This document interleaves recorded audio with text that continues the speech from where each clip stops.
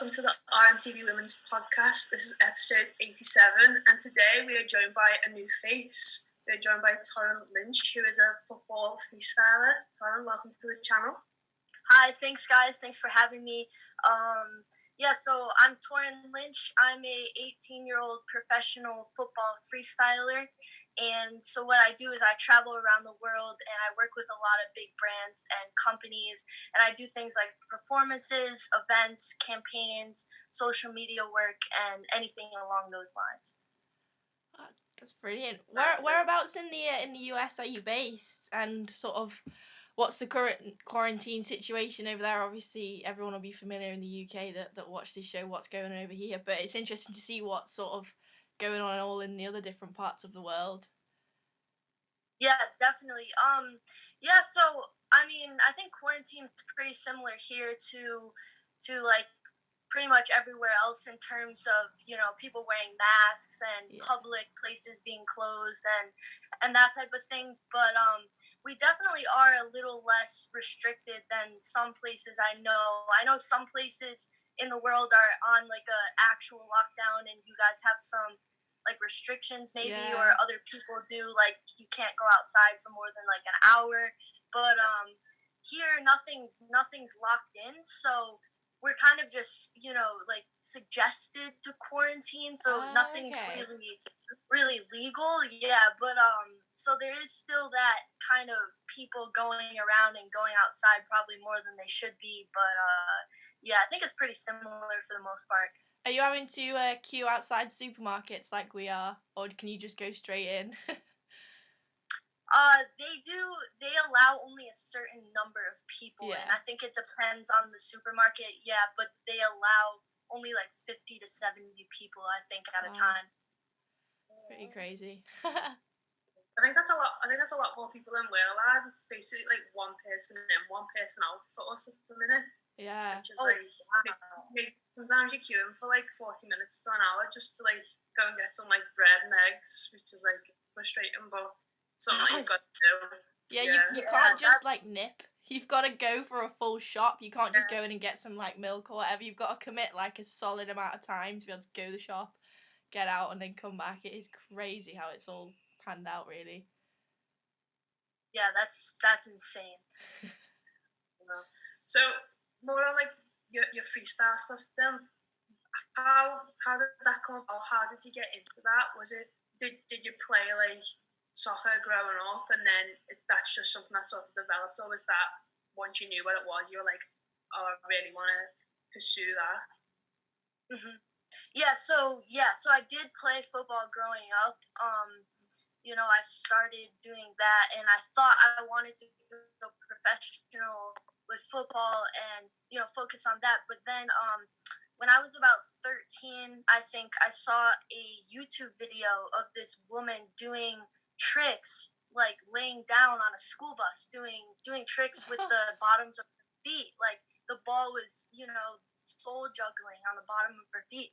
And since I had played already, I saw that and I was just stunned. I was like, this is the craziest thing. Like, what is this even real? This is insane. So, ever since I saw that video, I was just like, I'm going to be able to do that. I'm going to be able to do those tricks right there. And I kind of just started looking for more videos on YouTube and then on Instagram. And then I kind of started meeting some freestylers on Instagram and was training myself just in my street, just practicing basic tricks. And then I kind of just stuck with it, kept going, and never stopped. How long have you actually been doing it for now, in terms of properly doing all like the tricks and performing and things like that? So I started freestyle when I was 13. So I'd say I started about 5 years ago. But I've been a bit in and out. I've had some injuries that took me out for a while, and like last year I kind of wasn't freestyling for the entire year. Or not last year, the year before that, because last year was my first year kind of really experiencing the work side of freestyle and working with a lot of these companies and brands. So, but yeah, I had some things happen in between for sure. And stopping regular football in the middle there. But yeah, I started 5 years ago. So That's awesome. Well, you were kind enough to send us in some videos of you showing us off all these amazing tricks. Trust me, when I first saw them, I was just like, I can barely even do keepy ups myself. So when I'm seeing all these other, they're absolutely crazy. But we'll insert a quick video of some of your amazing tricks here for you all to see what sort of stuff you're getting up to.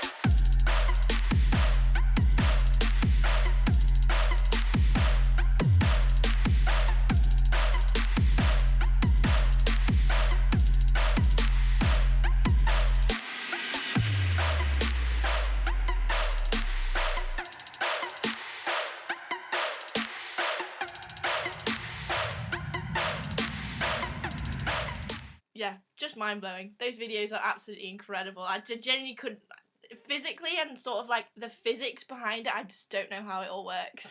yeah, it's a lot of it's definitely like, I think that's why it's an interesting sport, because it kind of combines like I'd say it combines like breakdancing, like gymnastics, and kind of football all in one.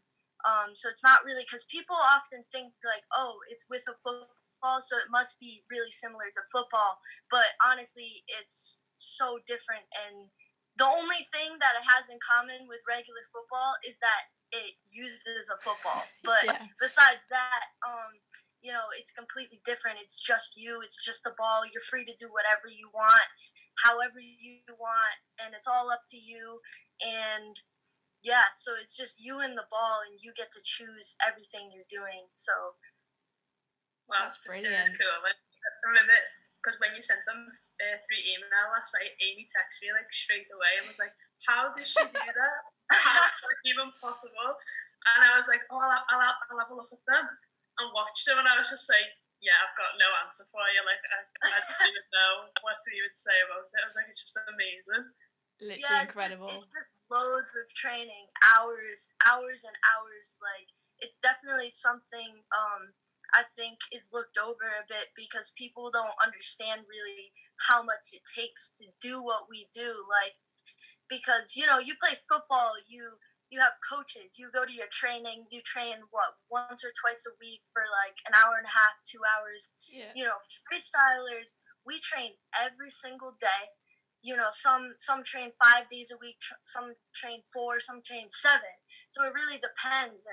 And some train like 2 hours, or some train 4 hours a day. And this is all one day. So like, it's a lot of training. It's a lot of physical exertion on your body.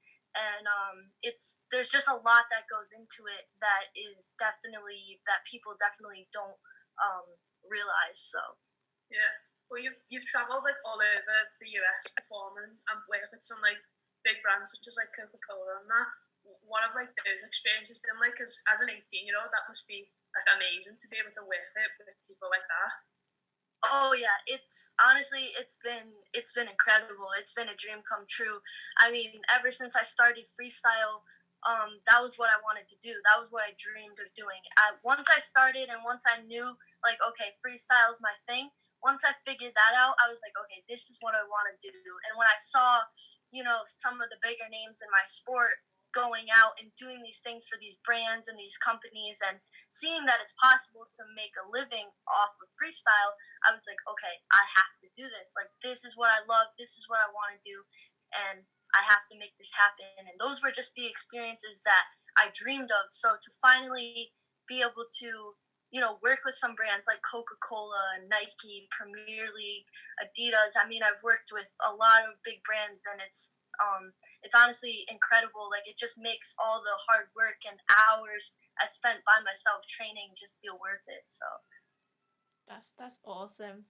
What would you sort of say has been your biggest career highlight or achievement so far? Obviously, you're still really young. You've got years and years in front of you to achieve many things. But to date, so far, what would you say is your best achievement? ooh, that's a that's a tough one. There's honestly a lot of things I've really enjoyed doing and that freestyle has brought to me. But I think I'd have to say going to Russia when I was 16 with Coca-Cola.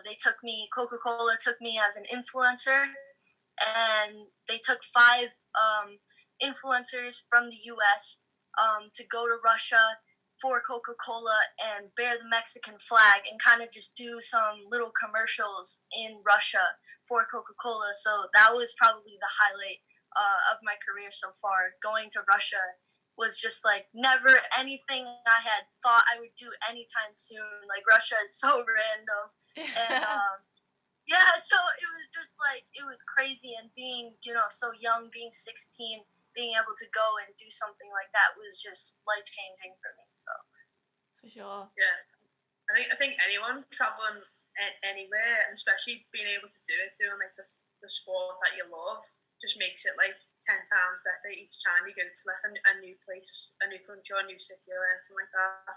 oh yeah, for sure. And that's the other thing too, is like, people ask me, oh, do you get tired of like traveling or doing these things? And honestly, I'm like, no. Like, I love to travel. Like, this is what I love to do. So being able to go to a new place because I have a certain skill set is like, it's amazing to me. I love being able to leave my home and go see new places, meet new people. So that's definitely what makes it worth it.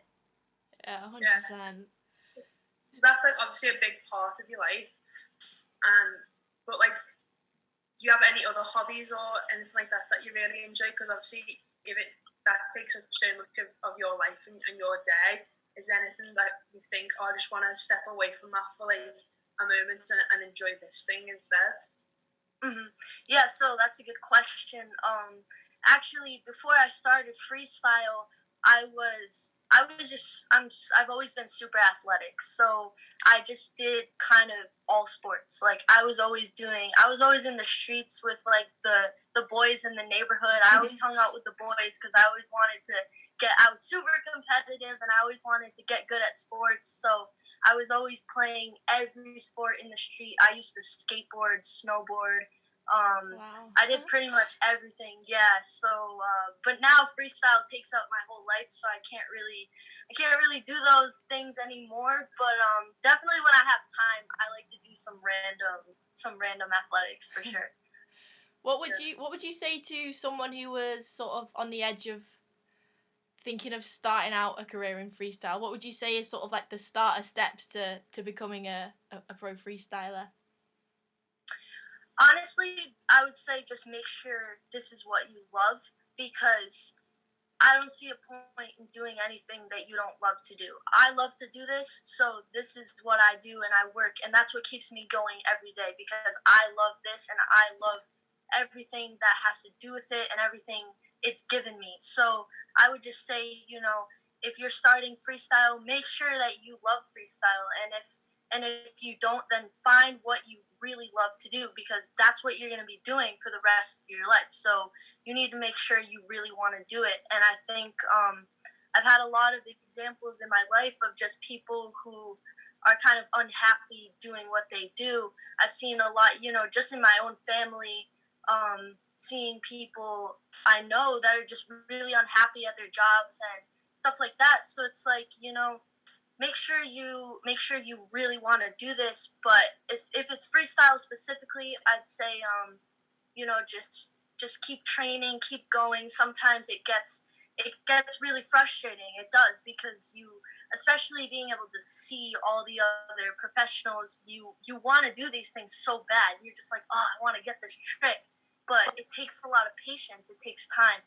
So I would just tell them, it takes patience, it takes time. Just stay consistent, keep going, and eventually things will start coming, but it's really to do with consistency. So Yeah. And that must be like so cool as well to be young and know that that's something that you want to commit like your future to. Because me at 18, I was just leaving school and I'm thinking, oh, what do I want to do? What route do I want to go down? Like, you've got all your teachers saying, oh, you need to start university and try and pick a degree that in something that you want. And you, as an 18-year-old, sometimes you think, oh, I feel so much pressure. But that this is something that you've obviously started when you were 13 and then have committed yourself to be able to get to the point where you are now. Yeah. And yes, so that's it's definitely something people ask me a lot too, like, oh, you know, you just knew you wanted to do this. And I was like, well, yeah, I mean, before I started freestyle, I thought I wanted to be a professional footballer, and once I started, I just knew, like, I just knew that's what I wanted to do. So I guess, I don't know, I guess I'm lucky in terms of finding that so early on in my life. But yeah, that's why I stress the importance of people finding what they really love to do, because it's important that you're passionate about what you do. And but it's also okay to take the time if you don't know what you want to do. You know, you don't have to know what you want to do when you're 13, 14, 15. Like, if I were to sit here and talk to, you know, the next generation, I'd tell them, go out and explore, go out and do everything, go out and just try stuff, figure out what you like and what you're good at first, and then you'll kind of fall into what you want to do. I think that's what kind of helped me find that so early, was because I was always trying stuff. I was always going and trying stuff, especially sports. So I think that's how I kind of fell into that, because I was always trying new things. So I would say, you know, to them, just try new things, especially while you're young. That's when you have the time to try new things, because as you get older, you know, especially like you said, you know, you're 18, you get out of school, and your parents are, you know, pressuring you. What are you doing? Are you going to college?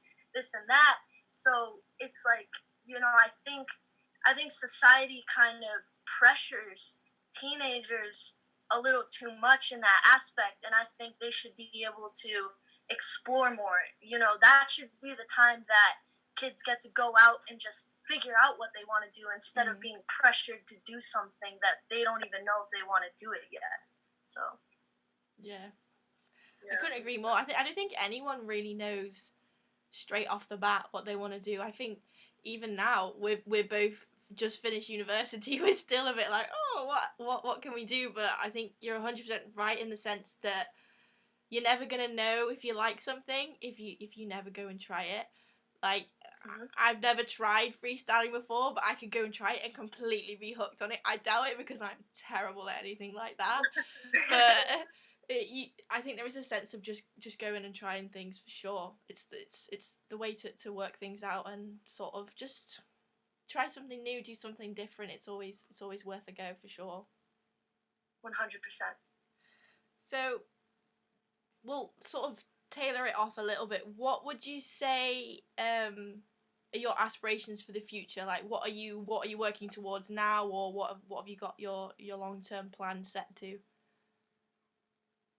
So this is a big question for me, because I have a lot of goals. I'm a very goal-oriented person. I set short-term goals, I set long-term goals, and I have goals for kind of every section of my life. So, like, if we're talking life in general, a goal would be to just be financially stable and be able to take care of my family and never have to worry about that. Just know that, you know, I would be able to take care of my family.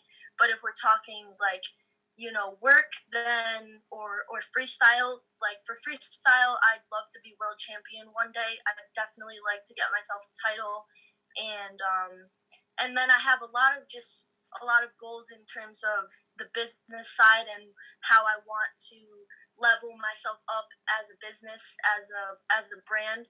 So yeah, I guess it varies, and I have a lot of goals in general. Like, I want to be world champion. I want to kind of leave behind, like, a legacy for freestylers in the US, because I think freestyle is a lot more popular, you know, in the European countries, even in the UK. There's a lot of freestylers there. It's easier to do business there because football is the main thing. And since freestyle work corresponds a lot with football work, that's why it works good in Europe and in the UK and countries like that. But in the US, where football, soccer isn't as big here, it's kind of hard, but yet we supposedly have such a big market. So I think once some freestylers figure out the market here, there could be a lot more opportunity than we think. So kind of my goal as a freestyler here is to kind of break the market a little bit, find out in the United States can be more involved because there's so many things going on here, and since it's not all directly about soccer, it can be hard to kind of fit us in, but I think there's still a lot of opportunity for us here. So I want to, by branding myself, you know, kind of make it possible for the next generation to be able to make money and work off of freestyle as well. So that's definitely a goal too. That's fantastic. Yeah, because like you touched on them for a minute, like the market of football is still growing in the US. You know, in England it's been football is like the main sport, so it's been around for years and years and years, whereas it's probably only in the last decade that football has really took off in the US. And then obviously in the women's side, you know, the last probably 5 years for the US women's national team has really soared, and obviously off the back of last summer's World Cup, it's really improved. So yeah, like you said, it's just sort of dipping into that market and seeing what's out there and saying, listen, this is something that can be so big in this country, so why not give 100% towards it? Exactly. Yeah, and that's exactly, and you're spot on. You know, football is not as big here. It's not nearly as big. It is like, I think it's like our 5th biggest